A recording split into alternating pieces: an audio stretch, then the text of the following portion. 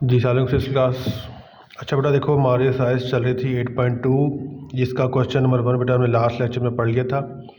आज है question number 2, कहता है right the coefficient base and exponent of each of the following. ठीक है, तो बेटा कोफिशिएंट आपको पता ही है। कोफिशिएंट मतलब कि हमारे पास जो मल्टीप्लाइंग फैक्टर है वो है। उसके अलावा जो बेस, जैसे कि यहाँ पर अगर देखो मिसाल तो लिखा हुआ है 5x³ लिखा हुआ है। यहाँ पर ये जो 5 है ना, 5 आपको ने कहा था कि ये it is a multiplying factor. क्या है बेटा हमारे पास? मल्टीप्लाइंग फैक्टर है। ठीक है जी। और 5 जो है बेसिकली कोफिशिएंट है। 5 कोफिशिएंट किसका है? 5 कोफिशिएंट बेटा x³ का कोफिशिएंट है। 5 क्या है? इस x का क्या कहलाएगा? कोफिशिएंट कहलाएगा। ठीक है। अब खाली का लिखा हो ना 5 कहीं पर, तो बेटा वो कोफिशिएंट नहीं कहलाएगा, वो 5 कांस्टेंट कहलाएगा। बट इस पोजीशन में जब आपके पास एक नंबर आ रहा है, जैसे कि 5 4 5 कुछ भी नंबर हो, उसके अलावा कोई वेरिएबल टर्म आ रही है, जैसे कि यहाँ पे x आ रहा है, y आ जाए, z आ जाए, a आ जाए, b आ जाए, तो इस शक्ल में, इस फॉर्म में आपके पास जो 5 है वो हमारे पास यहाँ पे वेरिएबल जो भी हो उसका कोफिशिएंट कहलाएगा। ठीक है। अब यहाँ पर जो x आ रही ना, जो x आ रहा है, कोई भी नंबर आ रहा है, ये है हमारे पास बेस। ये क्या है? हमारे पास बेस है, और बेस की कोई होगी पावर। यहाँ पे बेटा कोई ना कोई पावर लाजमन होगी। अगर कुछ भी नहीं ना है, जैसे कि यहाँ पे x लिख दूँ मैं खाली, तो पावर 1 तो है फिर भी। तो यहाँ पे जो इसकी पावर है वो है 3। ये पावर भी कहते हैं इसको, और इसको हम एक्सपोनेंट भी कहते हैं। क्लियर बात? अच्छा, अब मैंने देखो सवाल कैसे करना है आप लोगों ने कॉपीज़ के ऊपर जो नीट काम करना है आपने। मैंने देखो क्वेश्चन नंबर 2 लिख के रखा है यहाँ पे सामने, right the coefficient base exponent of the each of the following. यहाँ पे ये मैंने क्वेश्चन की नंबरिंग कर दी। मार्जिन के लेफ्ट साइड पे आपने नंबरिंग करनी है मार्कर के साथ। फिर यहाँ पे मार्कर से क्वेश्चन आ जाएंगे, और फिर आपने लिखा है मार्कर के साथ कोफिशिएंट बेस एक्सपोनेंट। अब यहाँ पे जो भी हम लिखेंगे वो सब के सब इंक पेन से आएगा। जैसे कि यहाँ पे कोफिशिएंट बेटा यहाँ पे आएगा 5, तो 5 कोफिशिएंट आ गया। बेस यहाँ बेटा हमारे पास x है, और जो उसकी एक्सपोनेंट है बेटा यहाँ पे पावर बेटा 1 आएगी, तो कैसी पावर? कोई भी नहीं, तो 1 है। उसके बाद कोफिशिएंट बेटा यहाँ पे आ जाएगा 16, और ये जो p है वो हमारे पास बेस है, और जो पावर इसकी आ रही है वो 2, वो एक्सपोनेंट क्या आ जाएगा? 2 आ जाएगा। ठीक है। सिमिलरली यहाँ पर 18l³ लिखा हुआ है, तो 18 कोफिशिएंट आ गया, l बेस आ गई, 3 इसकी पावर आ गई, एक्सपोनेंट आ गया। ठीक है। यहाँ पे बेटा -6 हमारे पास कोफिशिएंट आएगा, -6 कोफिशिएंट आ जाएगा, के बेस होगी, और उसकी जो पावर 5 है वो आ जाएगी एक्सपोनेंट। क्लियर? सिमिलरली 2/3 हमारे पास बेटा कोफिशिएंट आ जाएगा 2/3, के बेटा हमारे पास बेस है, जो उसकी -1 आ रही है बेटा, उसकी पावर आ रही है, एक्सपोनेंट आ रही है। उसके बाद बेटा 1/3 अगेन कोफिशिएंट हो गया, y बेस हो गई, और -2 क्या है वो उसका एक्सपोनेंट हो गया। तो बेटा ये सिंपल सा है, आप इसको यहीं पे पॉज करके नीट कर सकते हो बैठ के देख के, और या खुद भी कर सकते हो बैठ के। एक चीज़ को समझ लिया आपने, उसके बाद उसको खुद करो बैठ के ज़ुबानी। ठीक है। उसके बाद अब बेटा आगे क्वेश्चन नंबर 3 आ रहा है, कहता है right in the following in the exponential form. Exponential form मतलब क्या होगा? कोई ना कोई पावर हो गया आपके पास। क्या होगी?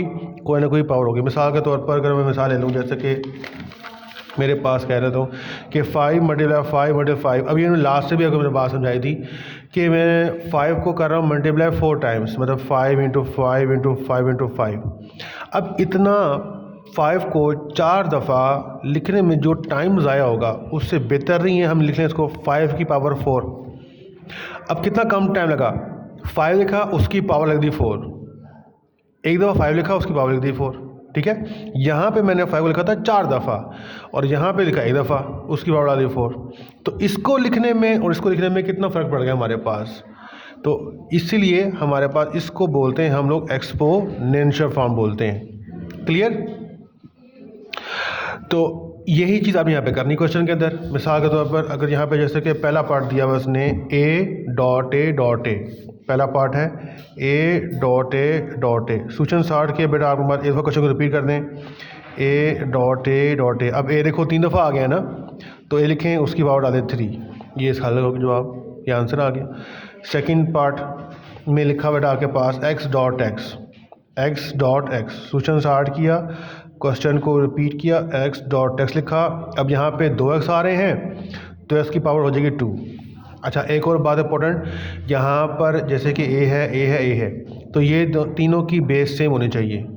बेस यहाँ पर सेम होनी चाहिए। मतलब अगर यहाँ पे डॉट, में मिसाल के तौर पर मैंने यहाँ पर ये लिखा हुआ है A dot A dot A dot B भी आ गया, अब बी 2 दफ़ा आ गया, अब बी का अलग होगा, ए का अलग होगा।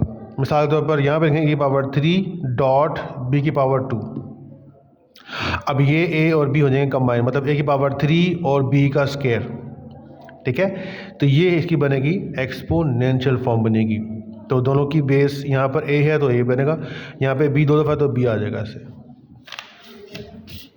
पार्ट नंबर बेटा 3 है हमारे पास, वहाँ पे लिखा हुआ आपके पास x y dot x y. देखो ना आगे ना चेंज थोड़ा सा, x y dot x y. Solution start किया, क्वेश्चन को रिपीट किया। ये dot means multiplying, dot means multiplying इधर। सो एक्स वाई का बेटा यहाँ पे देगा एक्स वाई का होल का स्केल हो जाएगा बेसिकली, ऐसे लिखेंगे इसको एक्सपोनेंशियल फॉर्म में। क्लियर। उसके बाद है बेटा आप सिंपल सा ही अगला सवाल आ रहा है पार्ट नंबर 4, वहाँ पे लिखा हुआ है M dot M dot M dot M. Solution start किया, क्वेश्चन को रिपीट किया, M dot M dot M. देखो वहाँ पे 4 दफ़ा एम आ गया, तो बजाय इसके कि हम एम को 4 दफ़ा लिखें, हम लिखेंगे एम की पावर 4। इसका आंसर आ चुका, ठीक है। पार्ट नंबर 5 भी सिंपल से देख लो, p q dot p q dot p q, p q dot p q dot p q. तो सोल्यूशन स्टार्ट किया, क्वेश्चन को रिपीट किया, p q dot p q dot p Q.